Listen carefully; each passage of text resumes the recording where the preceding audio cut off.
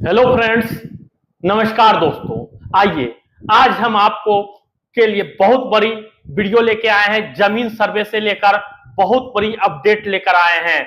आखिर क्या है नहीं है, यह वीडियो आप लोगों के लिए देखना बेहद जरूरी है। बहुत ही इंपॉर्टेंट वीडियो है। कुछ लोगों ने कमेंट करके हमसे पूछे थे, तो आज हम उस पर वीडियो बना रहे हैं। क्या बड़े भाई के नाम से जमीन है तो क्या छोटे भाई को हिस्सा होगा या नहीं होगा? आखिर होगा तो कैसे होगा? यह पूरा वीडियो लेकर हम आपके लिए लेके आए हैं।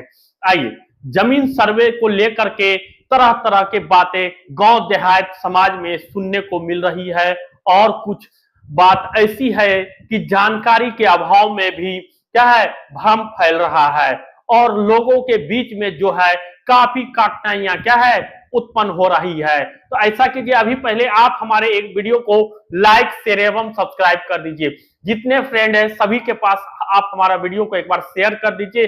जितना शेयर कीजिएगा, जितना सपोर्ट कीजिएगा, उतना ज्यादा हम आपको क्या है उतना अच्छा न्यूज मिलेगा। तो इसलिए अगर सब्सक्राइब नहीं किए तो पहले सब्सक्राइब कर लीजिए, और घर के जितने मोबाइल है सबसे सब्सक्राइब कीजिए और हर जगह वीडियो भेजिए।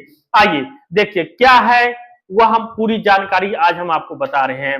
आइए, और लोगों के बीच जो है काफी कठिनाइयां उत्पन्न हो रहा है जानकारी के अभाव में। और आपके एक बात बता दे, इस तरह की बातें हो रही है। पूरे पुराने जमाने में होता था क्या कि संयुक्त फैमिली में किसी संयुक्त फैमिली में क्या है, मान लीजिए कि किसी एक व्यक्ति को मान लीजिए कि उसके क्या है 3 पुत्र थे। तो होता था क्या कि जब कोई जमीन खरीदा जाता था तो उसमें से जो है सबसे बड़े बेटे का नाम से किन्हीं एक का नाम से जमीन खरीद लेता था, यानी उन्हीं के नाम से जमीन खरीदा जाता था। और उस समय नियम था कि अगर बड़े भाई के नाम से या बड़े बेटे के नाम से अगर संपत्ति खरीदा गया है तो उनके सभी भाइयों को बराबर बराबर अधिकार होगा, बराबर बराबर हिस्सा होगा।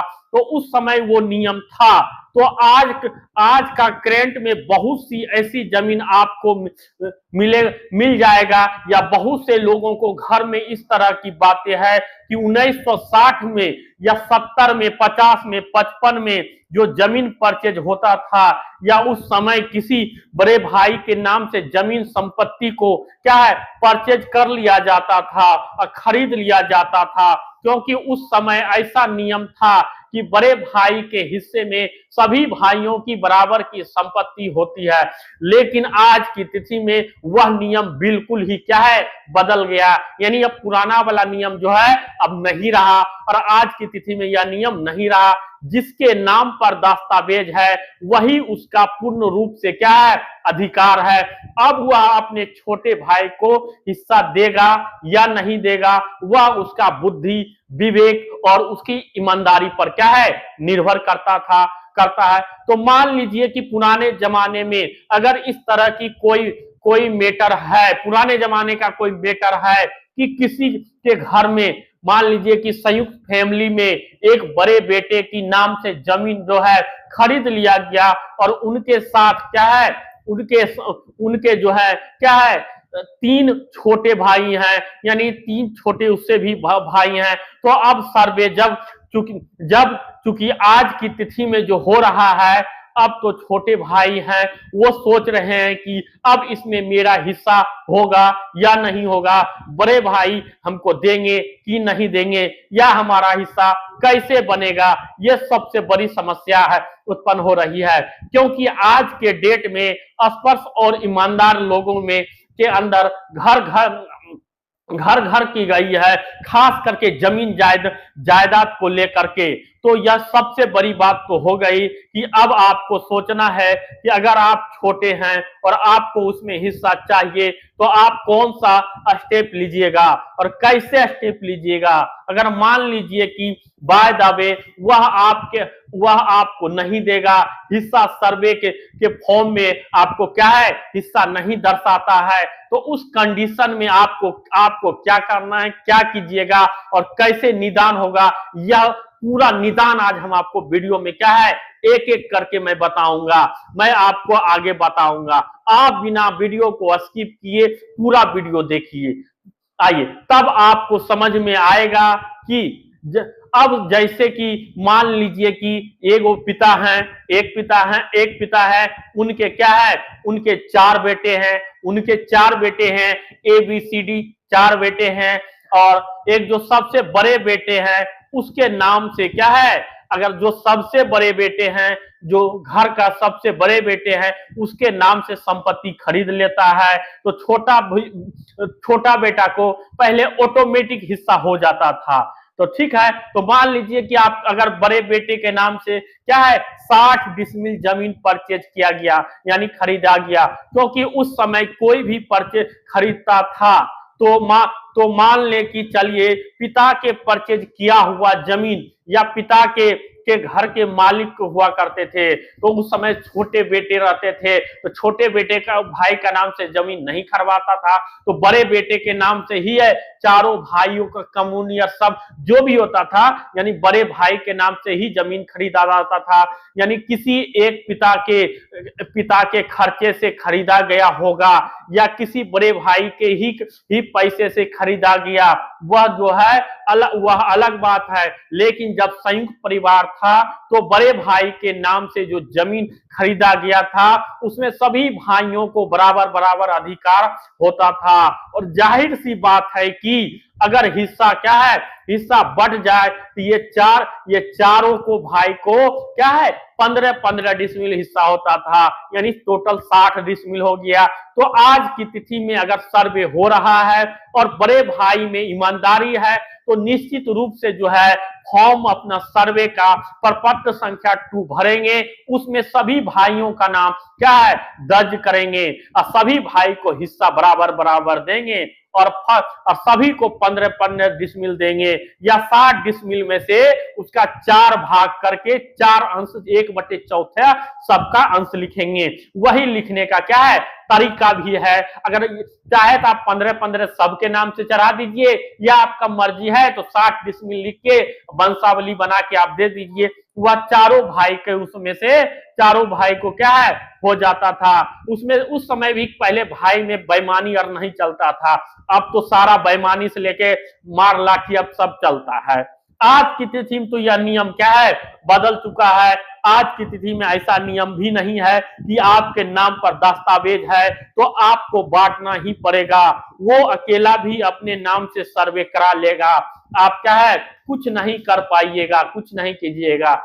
तब सवाल है कि अब आपके नाम पर सर्वे कैसे होगा, आपको इसमें हिस्सा कैसे मिलेगा कि नहीं मिलेगा, इसी बात पर आज हम लोग चर्चा करने वाले हैं। तो देखिए समझिए, यानी क्या है रिविजनल सर्वे हुआ या उस कब 1970-71 के बीच में रिविजनल सर्वे हुआ था, ठीक है। तो मान लीजिए कि आपका संयुक्त परिवार में जो जमीन का सर्वे परचेज हुआ था, खरीदारी हुआ था और बड़े भाई के नाम से हुआ था, अगर इससे पूर्व हुआ परचेज है तो जब रिविजनल सर्वे हुआ था या उस समय सर्वे में आपके चारों भाई का नाम दर्ज किया गया होगा, तो रिविजनल सर्वे में चारों भाई का नाम दर्ज किया गया होगा और उस खतियान में रिविजनल खतियान वाले भले आपके दस्तावेज आपके पास नहीं है, लेकिन आप एक आदमी के नाम से क्या है उसमें दस्तावेज होगा, उसमें होगा और 4 आदमी का नाम उस पर क्या हो लिखा होगा। एक ही दस्तावेज होता था लेकिन चारों आदमी का नाम लिख दिया करता था। तो उस समय आप देख लीजिएगा जो 1970, 71, 72 के पहले का खरीदा हुआ जमीन है, तो 70-71 के समय ही रिविजनल सर्वे जो हुआ था, सर्वे उस समय जो हुआ था चारों भाई का नाम उस खतियान में दर्ज हुआ होगा। तो आप रिविजनल सर्वे का खतियान निकाल करके देख लीजिएगा, अगर उसके चारों भाई का नाम दर्ज है उतना ही काफी है सर्वे में और आपका हिस्सा दर्शाने के नंबर पर 1 हो जाएगा। तो एक बात तो हो गया। फिर समझिए कि यह 1970-71 में रिविजनल सर्वे जो हुआ था, अगर उसमें पहले क्या है खरीदा गया था, तो मान लीजिए कि 69 का है या 65 का है या 70 का है या 50 का है, उस समय अगर आपका खरीदा हुआ है तो 70-71 में जब सर्वे हुआ तो निश्चित रूप से सभी भाइयों का उसमें नाम दर्शाया गया होगा। अब रिविजनल सर्वे का खतियान खतियान जो है आप जाके देख लीजिएगा, देख सकते हैं। ठीक ठीक है। आइए, उसमें नाम है क्या, नहीं नहीं है, अगर है भी तो जाके तो उतना ही पेपर क्या है, अगर रहेगा तो काफी है आपका हिस्सा आज की तिथि में लेने के लिए। तो ये नंबर हो गया, ये अगला नंबर हो गया। आइए, उस समय और क्या होता था, क्योंकि ईमानदारी था तो जब खरीदता था, जो रसीद कटाता था, तो आप देखेंगे पुराने जमाने में एक ही रसीद कटता था, उसमें जितना भाई रहते था या जितना हिस्सेदार रहता था सभी का नाम उसमें क्या है चढ़ा दिया जाता था। तो यानी चार बार एक बड़ा भाई का नाम आता था और बाकी बराबर सभी भाई का नाम, छोटे भाई का नाम लिख दिया जाता था। क्योंकि उस समय क्या था कि मान लीजिए कि अगर बड़े भाई के नाम पर जमीन है और सभी भाई उसमें हिस्सेदार हैं, तो इनका कहना था कि लगान का पैसा खाली हम ही देंगे कि सारे भाई देंगे, सब व्यक्ति को मिल सकता होगा, मिल के देगा। तो सभी लोग हिस्सेदार हैं, तो वहां पर रसीद कटवाते समय राशि सभी बराबर अपना दिया जाता था। और ए और बी का और सी और डी का ये उस रसीद पे नाम जो रहता था, भाई का नाम जो भी रहता था लिख दिया जाता था, दर्शा दिया जाता था। तो अगर आपके रसीद में इस तरह की बातें हैं और पुराने रसीद में है, तो इनके नाम के साथ इनका नाम भी लिखा हुआ है, रसीद पर नाम लिखा हुआ है, तो वह रसीद भी आपके नाम पर आज के डेट में दावा प्रस्तुत करने के लिए क्या है, काफी है। यानी कि व्यक्ति एक के नाम पर भले दस्तावेज है, लेकिन रसीद में चारों भाई का नाम वगैरह करके लिखा हुआ है, तो उस रसीद के आधार पर आज की तिथि में जो नया सर्वे हो रहा है उसमें दावा प्रस्तुत कर सकते हैं। तो ठीक है, तो आइए अगली बात, दूसरी बात हो गई। आइए तीसरी बात करते हैं। मान लीजिए कि बहुत से ऐसे जिला थे जहां पर सर्वे हुआ ही नहीं था, मतलब कि रिविजनल सर्वे में सब जगह सर्वे नहीं हुआ था। और हमको लगता है कि याद नहीं है, लेकिन आप लोग जानते होंगे, लेकिन हमको यह लगता है उस समय जो सर्वे हुआ था मात्र 16-17 जिला में सर्वे हुआ था, बाकी जिला में सर्वे ही नहीं हुआ था।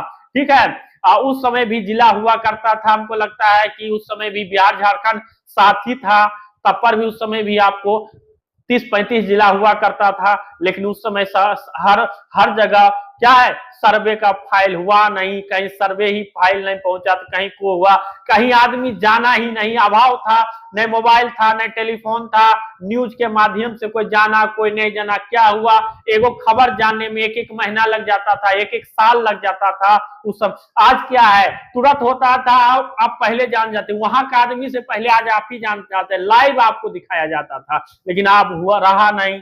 चलिए, उस कंडीशन में जो आपका जो है पर खरीदा हुआ परचेज या सेल डीड या जो है उसके आधार पर हो जाएगा, उसका ईयर से आप दावा प्रस्तुत कर सकते हैं। क्योंकि जिस ईयर में आपका जमीन खरीदा हुआ था उस ईयर में वह नियम लागू था कि बड़े भाई के नाम पर, यानी क्या बड़े भाई के नाम पर अगर कोई जमीन है तो उनके जितने भी भाई हैं वो सब उसके बराबर के क्या हिस्सेदार हैं। ठीक है, तो चलिए नंबर तो एक, तो अगर मान लीजिए कि वहां पर सर्वे क्या है फाइनल नहीं हुआ, रसीद पर भी आपका नाम नहीं है, तो अब आपको दावा प्रस्तुत करने का और दावा प्राप्त करने का या अधिकार प्राप्त करने का एक उपाय और है कि उस दस्तावेज पर आप देख लीजिएगा कब का वह बना हुआ है दस्तावेज, और उस समय में, क्योंकि उस पीरियड में जब वह नियम लागू था, तो आप अपना कानूनी तौर पे दावा प्रस्तुत करते हैं और कर सकते हैं कि न्यायालय के माध्यम से, क्योंकि जिस समय का वह परचेज था या उस समय यह नियम लागू था, तो उस कंडीशन में जो कुछ भी नहीं भी था, तो वो आप दस्तावेज के ईयर के आधार पर आप अपना दावा प्रस्तुत कर सकते हैं। उस समय जो हमारे पिताजी के द्वारा जमीन परचेज किया गया था और बड़े भाई के नाम से जिस तरह से हमारा भी हकदार होता था और आज के तिथि में हमको सर्वे कराना होता था, तो इसमें हम अपना दावा प्रस्तुत करते थे। तो उस कंडीशन में न्यायालय के द्वारा आप विचार किया जाए और आपके दावा पर बात किया जाए और सुनवाई की जाएगी। लेकिन मान लीजिए कि कोई एक ऐसा जमीन उस पीरियड में क्रय किया गया हो जिस पीरियड में यह नियम समाप्त हो गया है। अब मान लीजिए कि जैसे 1970 या 71 के बाद सर्वे हो गया और यहाँ पर क्या है, नियम फिर से वह आ गया कि जिसके नाम से पेपर है या जिसके नाम से जमीन खरीदा गया है वह व्यक्ति ही वह उसका अधिकार होगा, चाहे उसके कितने भी भाई क्यों ना हो। तब उस कंडीशन में आपको एक लंबी कानून लड़ाई लड़नी पड़ेगी, क्योंकि जिस पीरियड में वह नियम समाप्त हो गया था उस पीरियड का जो है अगर जमीन होगा, उस पीरियड में आपके पिताजी आपके बड़े भाई के नाम पर जमीन होंगे, तो उस कंडीशन में टाइटल सूट के अलावा आपके पास कोई चारा नहीं है, क्योंकि आपके पास कोई नहीं है या नहीं है, कोई प्रूफ नहीं है। प्रूफ यह व्यक्ति अकेले अपना क्या है, दावा प्रस्तुत करेंगे। अगर इनमें ईमानदारी हो तो आज के बहुत से लोगों, अभी भी गांव और देहात में पुराने लोग हैं जहां पर ईमानदारी से काम होते हैं और ईमानदार व्यक्ति भी हैं। उनको मालूम है कि पिताजी के पैसे से जमीन हमारे नाम से खरीदा गया। अगर उनका मोरल और ये उनका पैसा था, उनमें क्या है, ईमानदारी है, तो उसी समय अपने जो है भाई के परिचय पत्र पर भरेंगे, उसमें सबका नाम दर्शा करके बराबर हिस्सा देंगे। लेकिन ऐसे कितने % लोग हैं, ऐसे आज के डेट में मात्र 2.5 से 5% लोग हैं जो ईमानदारी से अपने सभी भाइयों का हिस्सा दे देते हैं। इस पर आज के डेट में लोगों देखते हैं कि हमारे नाम पर दस्तावेज है, यह जमीन हमारा है, यह संपत्ति हमारा है। उस कंडीशन में आप अपना न्यायालय में क्या है, टाइटल जो है आप सूट कर सकते हैं और अपना काम क्या है, निकाल सकते हैं। टाइटल सूट के आधार पर ही आपका कुछ आगे निदान निकाल सकते हैं, अन्यथा कोई निदान नहीं निकल सकता है। तो इस तरह की समस्या समाज में है। तो इतनी बातें जो हम बताई है, इसलिए बताई कि अगर आपके घर में इस तरह की कोई समस्या है, पहले से होता है, तो इस तरह की कोई समस्या है तो इन बातों को आप हमेशा ध्यान में रखिएगा और ध्यान से रखते हुए अपना अगला कदम उठाइएगा। ज्यादा पहले है कि ये एक सवाल होता था, क्योंकि घर घर में होता था पहले और बैठकर होता था, पहले ईमानदारी नीति थी। आज के डेट में ईमानदारी कहाँ रह गया? आज के डेट में वो जो पहले था, आज के डेट में संपत्ति का बेईमानी होने लगा कि बड़े भाई जितने संपत्ति रहता था अपने नाम से, जिसके नाम से जमीन रहा वह जमीन ले लिया, हड़प लिया, छोटे भाई को कोई हिस्सा नहीं दिया। अब कोई बोलने वाला ही नहीं रहता था, क्योंकि जमीन उसके नाम से है, संपत्ति उसका हो गया, छोटे भाई का है ही नहीं। क्या ये नियम पहले का था? लेकिन उस समय ईमानदारी बहुत ज्यादा था। लेकिन आज के समय में इन ईमानदारी के नाम पर 0% ईमानदारी है। चलिए, आज का वीडियो कैसा लगा आपको? तो आज हमारे वीडियो को आप लाइक शेयर सब्सक्राइब जरूर करें। लेकिन आज के समय में 5 से 10% अभी भी भाई अच्छे हैं जो कि सभी भाइयों को लेकर के चलते हैं, तो उनका घर भी आज आगे बढ़ रहा है, आज वो कहीं मुकाम पर पहुंचे हुए हैं। लेकिन याद रखिएगा, सबसे बेईमानी कीजिएगा तो चलेगा, लेकिन भाई से बेईमानी कीजिएगा तो वो संपत्ति कहीं नहीं बचेगा। एक ना दिन आपको भोगना पड़ेगा या आपको बेटे को भोगना पड़ेगा, लेकिन भोगना पड़ेगा। इसलिए बेईमानी सबसे कीजिएगा, भाई से बेईमानी नहीं कीजिएगा, ठीक है? इसलिए कि ऊपर वाला तो देख रहे हैं आप कितना ईमानदार हैं, आप कितना बेईमान हैं, ठीक है?